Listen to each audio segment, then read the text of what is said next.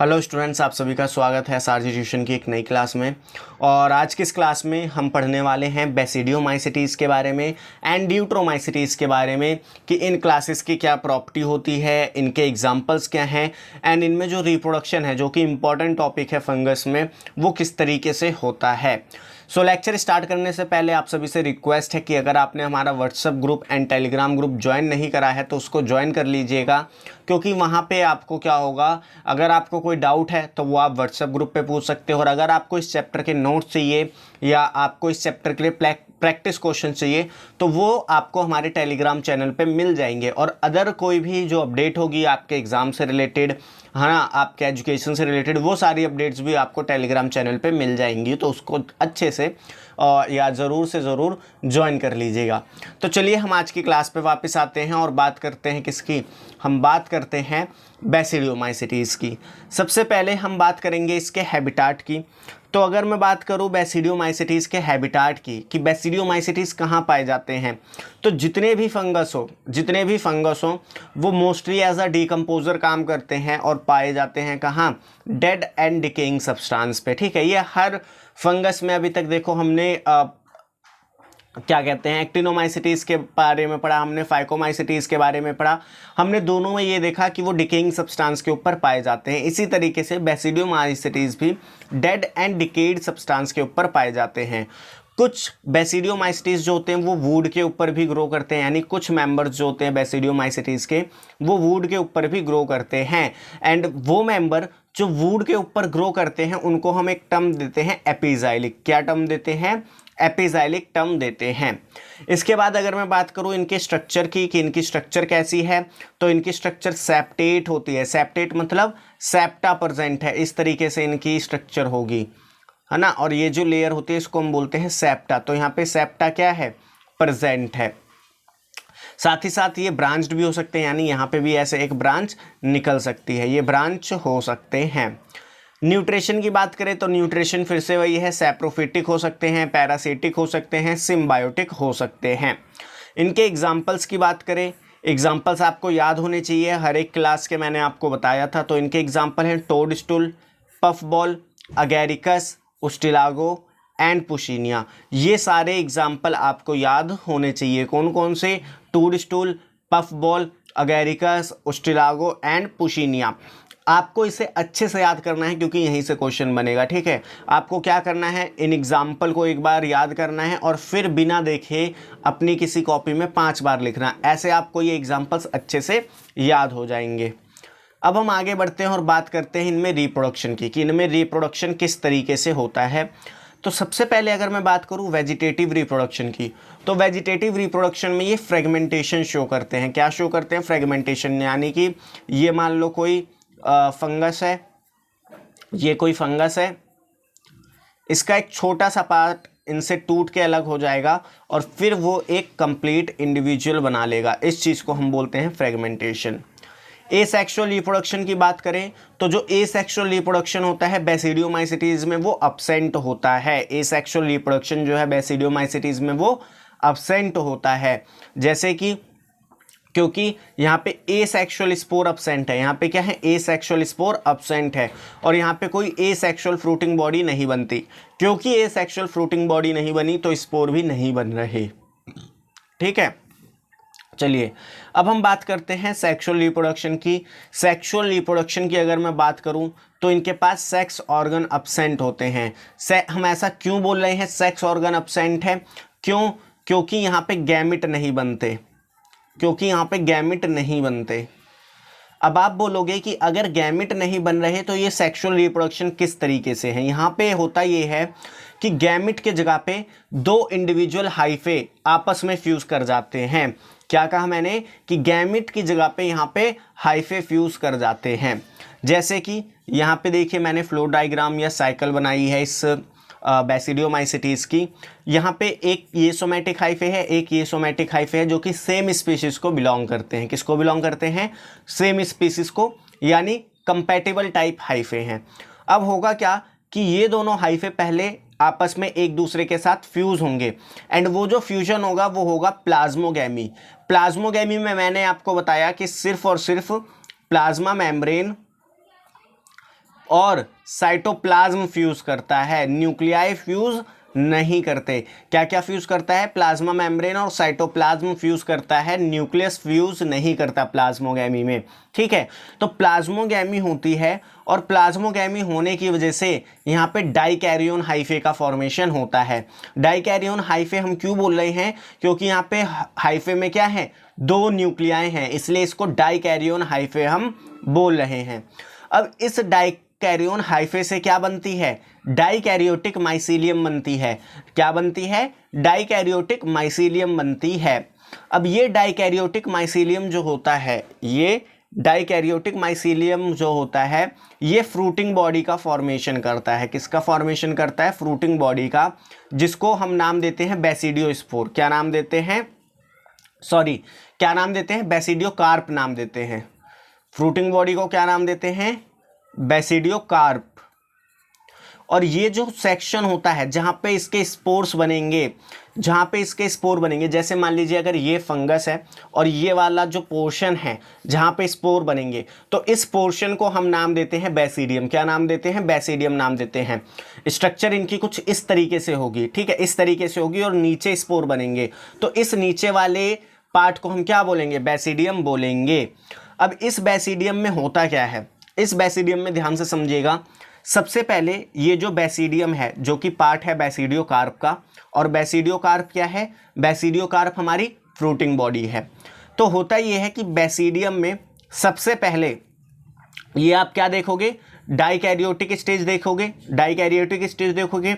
अब यहाँ पे डाइकैरियोटिक स्टेज से सबसे पहले फ्यूजन होता है, या कह सकते हो डाइकैरियोट स्टेज में होती है कैरियोगैमी। क्या होती है? कैरियोगैमी। और क्या बनता है? जाइगोट बनता है। क्या बनता है? जाइगोट बनता है।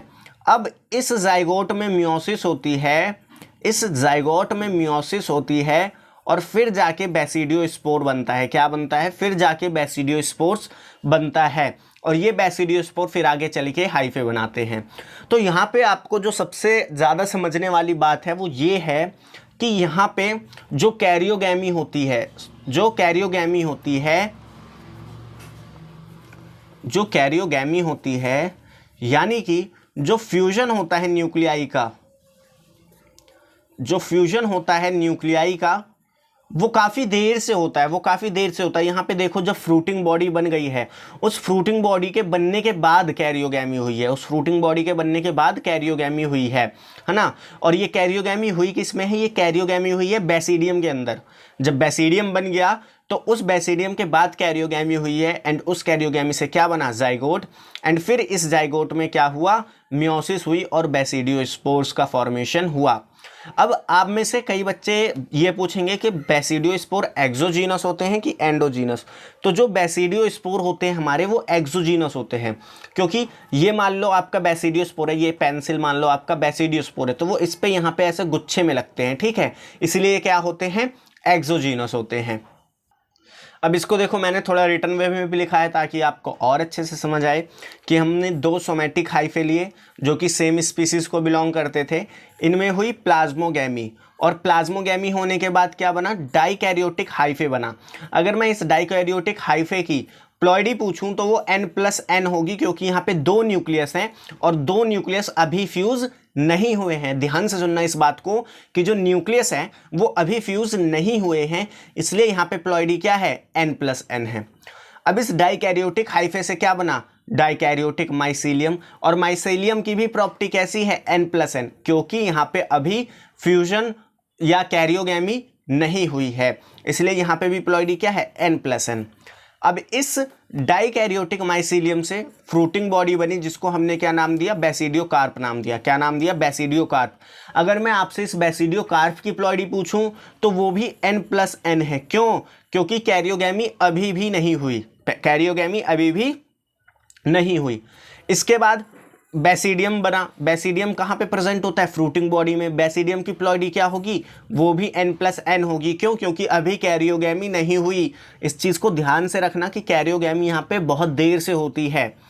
अब बेसिडियम के बाद यहाँ पे क्या होती है? कैरियोगैमी होती है। बेसिडियम के बाद यहाँ पे कैरियोगैमी होती है और जाइगोट बनता है। तो अगर मैं जाइगोट की प्लॉइडी पूछूं तो वो होती है 2n। अब इस जाइगोट में होती है मियोसिस, और उस मियोसिस के बाद क्या बनते हैं, बेसिडियोस्पोर, जो कि क्या होते हैं, हैप्लॉइड होते हैं। और फिर इन बेसिडियोस्पोर में माइटोसिस होती है और हमारे फर्दर सोमैटिक हाइफे का फॉर्मेशन होता है। सो आई होप ये जो आपको सेक्सुअल रिप्रोडक्शन है बेसिडियोमाइसिटीज में, ये अच्छे से समझ में आ गया होगा। अब हम कुछ इंपॉर्टेंट पॉइंट्स की बात कर लेते हैं जो एग्जाम में पूछे जा सकते हैं। तो इसमें सबसे पहली बात यह है कि जो सेक्सुअल स्पोर है वो एक्सोजीनियसली प्रोड्यूस होंगे, यानी बाहर प्रोड्यूस होंगे, किसी के अंदर प्रोड्यूस नहीं होंगे। वहीं पे जो कैरियोगैमी है वो डिलेड है, जैसे आपने देखा कि कैरियोगैमी बेसिडियम के बाद हो रही है, बेसिडियम बनने के बाद हो रही है। एंड सेक्सुअल फ्रूटिंग बॉडी बनेगी जिसको हम नाम देते हैं बेसिडियोकार्प। क्या नाम देते हैं, बेसिडियोकार्प। तो ये इसके कुछ इंपॉर्टेंट पॉइंट है सेक्सुअल रिप्रोडक्शन के, जहां से क्वेश्चन पूछा जाता है। अब हम इनके एग्जाम्पल की कुछ इंपॉर्टेंट बात कर लेते हैं, जैसे कि टॉड स्टूल। टॉड स्टूल जो होता है ये पॉइजनस बेसिडियोमाइसिटीज होता है। एगेरिकस की बात करें तो एगेरिकस मशरूम आप सबने सुन रखा होगा, उसको हम खा सकते हैं, तो वो एडिबल होता है। उस्टिलागो ये स्मट कॉज करता है, ये स्मट नाम की एक डिजीज कॉज करता है। वहीं पुसीनिया जो होता है वो रस्ट नाम की एक डिजीज कॉज करता है। आप इसको इस तरीके से याद रखते हो, USPR, ठीक है, USPR, यानी कि उस्टिलागो स्मट कॉज करेगा, पुसीनिया रस्ट कॉज करेगा। तो ये एग्जाम्पल आपको याद होने चाहिए, एंड स्पेशली ये दो एग्जाम्पल आपको याद होने चाहिए कि कौन सा बेसिडियोमाइसिटीज कौन सी डिजीज कॉज कर रहा है। अब हम आ जाते हैं किस पे, अब हम आ जाते हैं ड्यूट्रोमाइसिटीज पे। ड्यूट्रोमाइसिटीज को हम फंगी इम्परफेक्टाई भी कहते हैं। क्यों कहते हैं, इस चीज़ को समझना। देखो, जब हम फंगस की बात करते हैं, किसकी बात करते हैं, फंगस की, तो फंगस को आपको पता है हमने सबसे पहले किसके बेसिस पे डिवाइड करा था, सेक्सुअल रिप्रोडक्शन के बेसिस पे हमने क्या करा था, फंगस को दो कैटेगरी में डिवाइड करा था। एक वो कैटेगरी थी जिनमें सेक्सुअल रिप्रोडक्शन देखा जाता था, एक वो कैटेगरी थी जिनमें सेक्सुअल रिप्रोडक्शन एब्सेंट था। अब जो सेक्सुअल रिप्रोडक्शन होता है उसको हम बोलते हैं परफेक्ट स्टेज। क्या बोलते हैं, परफेक्ट स्टेज बोलते हैं। क्या बोलते हैं, परफेक्ट स्टेज बोलते हैं। क्या बोलते हैं, परफेक्ट स्टेज बोलते हैं। अब अगर किसी फंगी में ये सेक्सुअल रिप्रोडक्शन नहीं हो रहा, देखो ध्यान से सुनना, हम सेक्सुअल रिप्रोडक्शन को क्या बोल रहे हैं, परफेक्ट स्टेज बोल रहे हैं। अगर किसी फंगी में सेक्सुअल रिप्रोडक्शन नहीं देखने को मिल रहा, यानी कि उसमें परफेक्ट स्टेज क्या है, एब्सेंट है। परफेक्ट स्टेज एब्सेंट होने का मतलब क्या है कि वो फंगस कैसी है, इम्परफेक्ट है। क्या है, इम्परफेक्ट है, इम्परफेक्ट है। तो इसीलिए ड्यूट्रोमाइसिटीज को फंगी इम्परफेक्टाई कहा जाता है। क्यों, क्योंकि उनमें सेक्सुअल रिप्रोडक्शन जो होता है वो एब्सेंट होता है। चलिए, इनके हैबिटेट की बात करें तो सैप्रोफाइटिक डिकम्पोजर होते हैं और मिनरल साइकिलिंग में मदद करते हैं। स्ट्रक्चर की बात करें, सेप्टेट होगी, ब्रांच्ड होगी। न्यूट्रिशन की बात करें तो सैप्रोफिटिक भी हो सकती है, पैरासिटिक भी हो सकती है। रिप्रोडक्शन की बात करें, वेजिटेटिव रिप्रोडक्शन होता है फ्रेगमेंटेशन के द्वारा। एसेक्सुअल स्पोर की बात करें तो यहाँ पे जो एसेक्सुअल स्पोर बनते हैं वो बनते हैं कोनिडिया, और ये कैसे बनते हैं, एक्सोजीनियस। अब इसकी अगर आप साइकिल पूछो तो इसकी साइकिल को हम एस्कोमाइसिटीज में पढ़ चुके हैं। किस में पढ़ चुके हैं, एस्कोमाइसिटीज में पढ़ चुके हैं। सेक्सुअल रिप्रोडक्शन की बात करें, सेक्सुअल रिप्रोडक्शन मैंने आपको बताया यहाँ पे क्या होता है, एब्सेंट होता है। अब देखो यहाँ पे सेक्सुअल रिप्रोडक्शन एब्सेंट है। क्या है, सेक्सुअल रिप्रोडक्शन एब्सेंट है। और मैंने आपको बताया सेक्सुअल रिप्रोडक्शन को हम क्या बोलते हैं, परफेक्ट स्टेज बोलते हैं। क्यों, क्योंकि सेक्सुअल रिप्रोडक्शन में क्या बनता है, सेक्सुअल फ्रूटिंग बॉडी बनती है, एंड उसी को हम क्या बोलते हैं, परफेक्ट स्टेज बोलते हैं। तो अगर सेक्सुअल रिप्रोडक्शन एब्सेंट है तो इसका मतलब क्या है कि सेक्सुअल फ्रूटिंग बॉडी नहीं बनेगी, और सेक्सुअल फ्रूटिंग बॉडी नहीं बनेगी तो ये कैसी है, इम्परफेक्ट फंगी है। क्या है, इम्परफेक्ट फंगी है। अब अगर मैं बात करूं ड्यूट्रोमाइसिटीज की, तो आप देखो कि ड्यूट्रोमाइसिटीज की जो प्रॉपर्टी हैं वो किससे मिल रही हैं, एस्कोमाइसिटीज से मिल रही हैं। क्यों, क्योंकि इसमें भी जो स्पोर बन रहे हैं वो बन रही है कोनिडिया, जो एसेक्सुअल स्पोर बन रहे हैं वो बन रहे हैं कोनिडिया, एंड एक्सोजीनस तरीके से बन रहे हैं। सेम चीज़ हमने देखी थी एस्कोमाइसिटीज में। यहाँ पे भी जो वेजिटेटिव रिप्रोडक्शन है वो कैसा है, फ्रेगमेंटेशन है, तो ये प्रॉपर्टी भी मिल रही है। तो हम ये कह सकते हैं कि जो हमारा ड्यूट्रोमाइसिटीज है ये एक टेम्पररी ग्रुप है। अगर मैं बात करूं ड्यूट्रोमाइसिटीज की, ये हमारा एक टेम्पररी ग्रुप है। It is a temporary group for those fungi in which sexual और परफेक्ट स्टेज नॉट ऑब्जर्व। उन फंगी की अगर हम बात करें, जो मान लो कोई नई डिस्कवर फंगी है ना, नई डिस्कवर फंगी है, उसमें हमें एसेक्सुअल रिप्रोडक्शन पता चल गया किस तरीके से हो रहा है, वेजिटेटिव रिप्रोडक्शन पता चल गया किस तरीके से हो रहा है, लेकिन उसमें अभी तक हम सेक्सुअल रिप्रोडक्शन को नहीं जान पाए हैं कि उसमें सेक्सुअल रिप्रोडक्शन किस तरीके से हो रहा है, उसमें सेक्सुअल रिप्रोडक्शन किस तरीके से हो रहा है, या उसमें सेक्सुअल फ्रूटिंग बॉडी किस तरीके से बन रही है, ये चीज़ हम नहीं जान पा रहे। और हमने ये जाना कि इनमें जो एसेक्सुअल रिप्रोडक्शन हो रहा है उसमें कोनिडिया बन रहा है। तो ऐसे फंगस को हम क्या करते हैं, टेम्पररी किस में मूव कर देते हैं, ड्यूट्रोमाइसिटीज में। और हम ये कहते हैं कि जब उनमें सेक्सुअल या परफेक्ट स्टेज हमें मिल जाएगी तो हम उनको एस्कोमाइसिटीज में भेज देंगे। क्यों? क्योंकि यहाँ पे इनकी जो बाकी प्रॉपर्टीज हैं वो एस्कोमाइसिटीज से मेल खा रही हैं। तो इसीलिए कहा जाता है कि एक टेम्पररी ग्रुप है उन फंगी के लिए जिनमें सेक्सुअल या फिर परफेक्ट स्टेज ऑब्जर्व नहीं होती। और अगर आपको सेक्सुअल या परफेक्ट स्टेज उनमें मिल जाए तो उसको हम एस्कोमाइसिटीज में प्लेस कर देते हैं। ठीक है, अब हम इसकी बात करते हैं कुछ एग्जाम्पल की, जिसमें आपको पढ़ना है अल्टरनेरिया। अल्टरनेरिया जो होता है वो early blight of potato cause करता है। कॉलियोट्राइकम जो कि रेड रूट शुगर कैन एक डिजीज होती है जिसमें गन्ने की जो रूट होती है वो लाल हो जाती है, उसको कॉज करता है। ट्राइकोडर्मा, इसको हम यूज करते हैं as a bio control agent in farming. ठीक है, तो ये बायो कंट्रोल एजेंट क्या होता है, ये फार्मिंग किस तरीके से होती है, ये आप क्लास 12th में पढ़ोगे। अभी बस इतना याद रखो कि ट्राइकोडर्मा को हम as a bio control agent use करते हैं। आज की लेक्चर में इतना ही, छोटा लेक्चर था और आज के लेक्चर में हमने जो फंगस है वो खत्म कर लिया। अब नेक्स्ट क्लास में हम पूरा जो वायरस है उसको खत्म करेंगे। तो मिलते हैं आपसे नेक्स्ट लेक्चर में।